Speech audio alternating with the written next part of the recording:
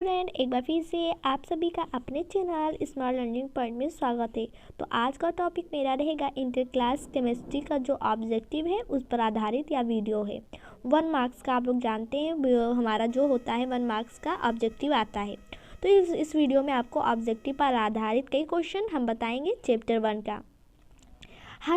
हर lesson का कम से कम आपको 50 से ऑब्जेक्टिव आपको उपलब्ध कराया जाएगा।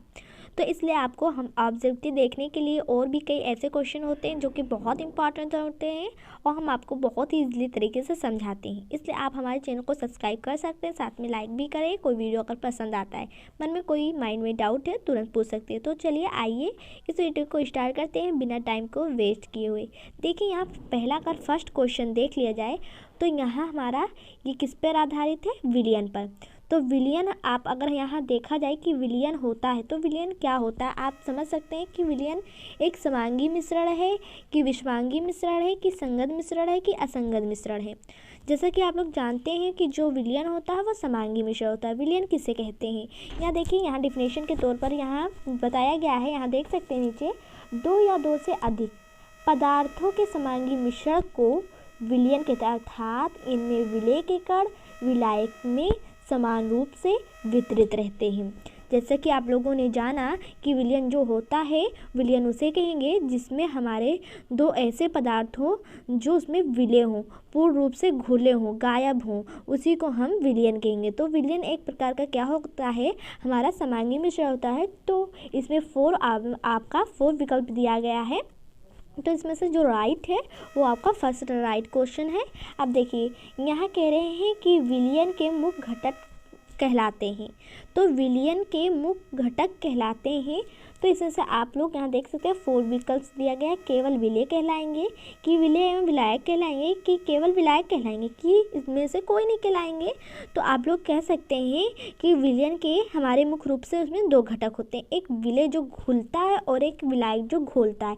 तो इसके हम मुख्य रूप 2 मान सकते हैं, क्योंकि हमने आपको बताया कि घोलने वाले को विलायक और घुलने वाले को विलय कहेंगे। तो इस प्रकार से नीचे भी डिटेल से दिया गया है, यहाँ देख सकते हैं नीचे ध्यान से। यहाँ देखिएगा, एक द्विअंगी विलयन 2 पदार्थ उपस्थित होते हैं, मतलब एक जो द्विलिंगी, मतलब जिसमें 2 चीज़ें अगर घोला जाए तो 2 पदार्थ उसमें उपस्थित होते हैं। समानता विलयन में वह पदार्थ जो अपेक्षाकृत कम मात्रा में उपस्थित रहता है। तो जो कम मात्रा में उपस्थित रहेगा तो उसे हम विलय कहेंगे, क्योंकि वो थोड़ा मात्रा में।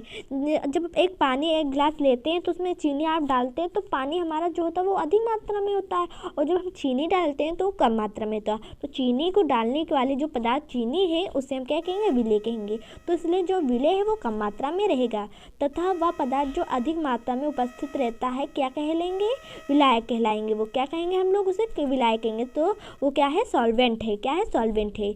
विलयन में विलय का क्वथनांक विलायक से अधिक होता है। तो विलय का जो होता है, यहाँ ध्यान दीजिएगा, ये थोड़ा सा टॉपिक ध्यान देने वाली चीज़ें। यहाँ देखिए, विलयन में विलय का क्वथनांक विलायक से अधिक होता है। क्यों क्वथनांक अधिक होता है, जब अगर हमने 1 लीटर, अगर हम मान लें 1 लीटर इसमें हमने जल ले लिया, क्या ले लिया, जल ले लिया, तो ये हमारा जल हो गया इसमें। तो ध्यान दीजिएगा, जल में अगर हम इसमें चीनी डाल दें, यहाँ ध्यान दीजिएगा, अगर हम इसमें क्या डाल दिए, इसमें हम अगर चीनी डाल दिए तो चीनी हमारा कम मात्रा में है। अगर चीनी की जगह पर अगर हम इसमें क्या ले लें, अगर हम इसमें नींबू का रस डाल दें, तो नींबू का रस जब हम इसमें डालेंगे तो जब इसको हम अगर तापमान देंगे, तो जब तापमान देंगे तो जो इसमें कम मात्रा में है वो जल्दी मेरा वाष्पित हो जाएगा। क्या हो जाएगा, जल्दी वाष्पित हो जाएगा। तो इसलिए कहा गया है, इसमें क्वेश्चंस का जो आंसर बन रहा है वो कह रहा है कि जो हमारा विलयन में विलय जो होता है उसका जो क्वथनांक होता है वो विलायक से अधिक होता है। तो आई होप इतना आपको समझ में आया होगा। अब आइए देखते हैं नेक्स्ट टॉपिक हमारा अगला क्या है। तो ध्यान दीजिएगा स्टूडेंट, टॉपिक आ चुका आपका विलयन का वह घटक जिसकी मात्रा कम होती है क्या कहलाता है। अगर जिस विलयन की मात्रा कम होगी वो क्या कहलाएगा। तो यहाँ ध्यान दीजिएगा, देखिए यहाँ हम रेड मार्क्स ले लेते हैं कि आपको ज़्यादा वो साफ से दिखेगा। यहाँ देखिए, अब ये क्वेश्चन है कि विलयन का वह घटक जिसकी मात्रा कम होती है वह कहलाएगा। अभी हमने आपको क्वेश्चन नंबर सेकेंड में ही बताया है कि जो हमारा अगर कम मात्रा में जो घटक रहेगा उसे हम विलेय कहेंगे, अधिक मात्रा में रहेगा विलायक कहलाएगा। तो आप लोग इसमें से क्या कर सकते हैं, राइट ऑप्शन जो होगा वो विलेय होगा। विलयन का वह घटक जिसकी मात्रा कम होती है क्या कहलाएगा, विलेय कहलाएगा। आई होप इतना आपको समझ में आया होगा। देखिए स्टूडेंट, अगर यह वीडियो पसंद आ रहा तो इस वीडियो को जरूर लाइक करें, शेयर भी करें। देखिए इससे पहले हमने आपको ठोस अवस्था का जो वीडियो चैप्टर का था उसका वीडियो आपको प्रोवाइड कराए हैं, जो इम्पॉर्टेंट क्वेश्चन था। अब देखिए विलयन की भौतिक अवस्था किस पर निर्भर करती है, तो विलयन की भौतिक अवस्था किस पर निर्भर करती है, यहाँ बात हो रही है विलयन की भौतिक अवस्था किस पर निर्भर करती है। तो आपको हम यहाँ बता दें कि जो विलयन होता है, विलयन में विलाय की मात्रा अधिक होती है। तो अगर विलयन की भौतिक अवस्था किस पर निर्भर करती है, तो आप कह सकते हैं विलाय की भौतिक अवस्था पर। किस पे, विलाय की भौतिक अवस्था पर निर्भर करेंगे। यहाँ भी नीचे देखिए डिटेल से दिया गया है। अगर देखिए कोई आप अगर ऑब्जेक्टिव टिक लगा रहे हैं तो उसके जितने भी कारण होते हैं उसके आपको कारण भी पता होना चाहिए, ऐसा क्यों हुआ। तो विलयन में विलाय की मात्रा अधिक होती है, अतः विलयन की भौतिक अवस्था जो होती है वो किस पर निर्भर करेगी, विलाय की अवस्था पर निर्भर करेगी। तो इसमें से जो राइट आंसर है आपका बी वाला राइट है।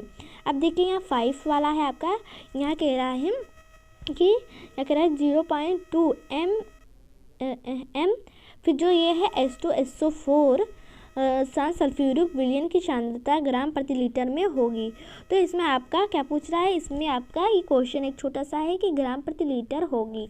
तो अगर हम ले लें, इसमें कितना कहा गया है 0.2 मोल प्रति लीटर विलयन की सांद्रता है। तो अब देखिए यहाँ फिर है, अगर यहाँ हम इसका अणु भार निकालने की प्रैक्टिस करें तो यहाँ देखिए प्रैक्टिस क्या है, यहाँ पहले से ही देखिए H2 है फिर SO4 है। तो इसका अणु भार जो होता है H2SO4 सांद्र सल्फ्यूरिक अम्ल का वो 98 होता है।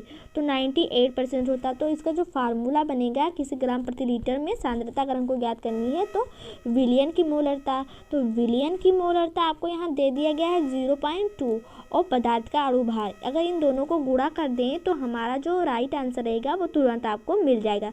तो राइट आंसर अगर देखें तो यहाँ राइट आंसर आपका कौन सा है, लास्ट वाला डी। तो आई होप स्टूडेंट इतना आपको समझ में आया होगा। देखिए ये क्वेश्चन पूछा भी गया है, यूपी बोर्ड में 2017 में क्वेश्चन आया है, तो इस पर ज़्यादा ध्यान दीजिएगा। आइए नेक्स्ट क्वेश्चन देखते हैं कि नेक्स्ट क्वेश्चन हमारा क्या है।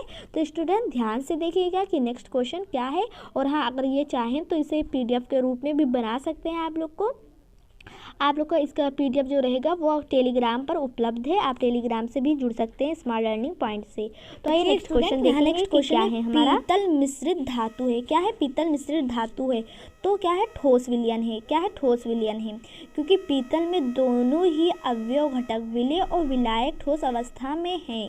क्योंकि इसमें जो हमारा पीतल होता है उसमें जिंक और कॉपर का मिश्र धातु है, अतः विलयन क्या है, ठोस होगा। तो ये किस प्रकार का है, ठोस विलयन है। तो इसे हम विलयन का रूप दे सकते हैं। अब देखिए निम्नलिखित में से किस गैस की विलेयता द्रव विलायक में अधिक होती है। तो किस गैस में, अगर हम माने कि किस गैस की द्रव में विलायता जो विलेयता है द्रव की विलायक में अधिक होगी। तो यहाँ ध्यान दीजिएगा, अगर हम बात कह लें यहाँ HCl हाइड्रोजन क्लोरिक, तो हाइड्रोजन क्लोरिक जो अम्ल है, तो देखिए क्योंकि HCl गैस जल से अभिक्रिया करके आयनित हो जाती है, अतः यह जल में अधिक घुलनशील है, जबकि जो ऑक्सीजन है, क्लोरीन है, नाइट्रोजन है, गैसें जल में अल्प विलेय हैं। तो ये बहुत कम मात्रा में, मतलब घुलती नहीं है, ये जल्दी घुलती नहीं है। अगर हम हाइड्रोजन क्लोरिक अम्ल की बात करें तो ये जल में अधिक विलेय हैं, तो हम उसे विलायक कह सकते हैं जो हमारा जल में अधिक पूर्ण रूप से घुलित हो जाए। तो इसमें जो अच्छा अगर एग्जाम्पल माने तो HCl है हमारा। तो अगर ऑप्शन में आता है तो आपको हाइड्रोजन क्लोरिक अम्ल पर लगाना है, ठीक। अब देखिए इसमें बात हो रही है हमारे मुख्यतः ताप में वृद्धि करने पर गैस की द्रव में विलेयता पर क्या प्रभाव पड़ता है। तो आइए देखते हैं नीचे इसका आंसर जो है क्या होगा विकल्प के। देखें यहाँ विलेयता घटती है कि विलेयता बढ़ती है कि विलेयता अपरिवर्तित रहती है कि उपयोग में से कोई नहीं। तो यहाँ ध्यान दीजिएगा, क्वेश्चन को एक बार फिर से रिपीट करते हैं। देखिए अगर एग्जाम में आपका क्वेश्चन नहीं समझ में आ रहा बट आपको लग रहा है इसका आंसर मेरे दिमाग में है, तो क्वेश्चन को 2 बार ध्यान से पढ़िएगा रिलैक्स मूड से। देखिए मुख्यतः ताप में वृद्धि करने पर गैस की द्रव में विलेयता क्या विलेयता पर क्या प्रभाव पड़ेगा। अगर उसका हम ताप बढ़ा दें तो गैस की जो द्रव्य विलेयता है वो बढ़ेगी घटेगी। तो आप इसमें से क्या कह सकते हैं, विलेयता उसकी घट जाएगी। क्योंकि अगर जल है और जल में अगर थोड़ा सा हमारा गैस है तो गैस अगर इसमें उपलब्ध है, ध्यान दीजिएगा, यहाँ हम ले लेते हैं ब्लू कलर। देखिए यहाँ अगर हमारा जल है और जल में हमारा क्या है, गैस उपलब्ध है, गैस हो गया। अगर नीचे से हम इसके ताप को इसको और भी ताप इसका क्या कर दें, बढ़ा दें। आई होप समझ में आ रहा होगा। देखिए ताप का अर्थ होगा है गरम कर दें और अधिक गरम कर दें। तो जो गैस इसमें उपलब्ध है जल में, वो जल को छोड़ के क्या जाने लगेगा, वायु में जाने लगेगा। तो देखिए क्वेश्चन क्या होगी, विलेयता घट जाएगी। क्योंकि जब हमने जल में उपस्थित गैस की नीचे की ताप मतलब गर्माहट उसकी अधिक बढ़ा दी तो जल से वह छोड़ के वायु में जाने लगेगा। इस प्रकार से हम कह सकते हैं कि इसकी विलेयता घटती है। क्योंकि ताप में वृद्धि करने पर मुक्त गैसों के अणुओं की गतिज ऊर्जा में वृद्धि होती है, जिससे विलेयता कम होती है। आई होप इतना आपको समझ में आया होगा। आइए नेक्स्ट क्वेश्चन देखते हैं कि क्या है हमारा।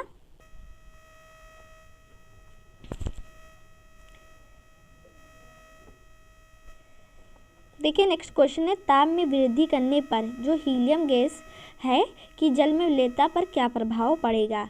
तो हीलियम गैस की अगर बात यहाँ कहें तो हीलियम जो गैस होता है वो क्या होता है, विलेयता उसके बढ़, क्योंकि वो जल में और भी अधिक विलेय होता है। तो हम कह सकते हैं जो हीलियम गैस है विलेयता बढ़ेगी। अगर हम क्या कर दें, ताप में वृद्धि कर दें तो हीलियम गैस उसमें घुलने लगेगा और जल्दी से उसमें घुलने लगेगा। तो क्या हो जाएगी, विलेयता बढ़ जाएगी। यहाँ डिटेल से देखिए, क्योंकि हीलियम गैस को जल में घोलने पर ऊष्मा का अवशोषण होता है, अतः ताप बढ़ने पर विलेयता में वृद्धि होती है। आई होप इतना समझ में आया होगा।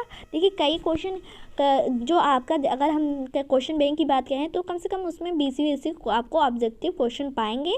बट इस वाले से जो हम आपको ये वाला बता रहे हैं इसमें बहुत क्वेश्चन है। आप लोग आई होप समझ में आ रहा होगा, क्योंकि इस क्वेश्चन में एक भी ऐसे क्वेश्चन नहीं है जो कि आप एग्जाम में छोड़ सकते हैं इस चैप्टर का। अगर इस चैप्टर से रिलेटेड कोई भी ऑब्जेक्टिव में क्वेश्चन आता है तुरंत आप वहाँ टिक करके आएंगे। आइए क्वेश्चन नियमानुसार होता है। तो हेनरी के नियमानुसार क्या होता है, आपको पता होगा कि जो हेनरी का नियम है वो स्थिर ताप पर किसी गैस की द्रव्य विलेयता और गैस के दाब के समानुपाती होती है। तो यहाँ जो इसमें से अगर आपको कहे तो वो राइट होगा आपका 1, क्या ए वाला आपको राइट हो जाए। हेनरी के नियमानुसार स्थिर ताप पर किसी गैस की द्रव्य विलेयता और गैस के दाब के समानुपाती होती है। तो आप अगर किसी गैस पर अगर दबाव डालते हैं तो तो उसकी विलेयता क्या करेगी, बढ़ जाएगी। तो हम कह सकते हैं कि गैस की द्रव्य में विलेयता गैस के दाब के समानुपाती होती है। अब देखिए हेनरी के नियम की अनुपालन के लिए आवश्यक है कि क्या आवश्यक है, हेनरी के नियम की अनुपालन के लिए आवश्यक है तो आप लोग के गैस के विलायक में बहुत कम विलेय हो। अगर हेनरी का नियम इसलिए प्रतिपादित किया गया था क्योंकि गैस विलायक में बहुत विलेय हो, क्योंकि हेनरी के नियम का अनुपालन इसलिए हुआ क्योंकि गैस की जो विलायक में विलेयता होती है वो कम होती है, इसलिए इनके दाब के द्वारा इसकी विलेयता बढ़ाने के लिए ऐसा किया गया। हेनरी, यहाँ देख सकते हैं हेनरी के नियम की अनुपालन के लिए आवश्यक है कि गैस की विलायक में बहुत कम विलेय हो। जब गैस जल में बहुत कम विलेय हो रहा था तब किसे बुलाया गया, हेनरी को। तो हेनरी ने एक नियम दिया कि अगर दबाव डालेंगे तभी इसका विलेयता बढ़ेगा। तो इसलिए हेनरी के लिए आवश्यक है कि जो हमारी गैस की द्रव्य विलेयता है वो कम हो, तभी तो ये कार्य कर पाएंगे कि अपना नियम दे पाएंगे। इसलिए आपका जो राइट होगा वो सी ऑप्शन राइट होगा।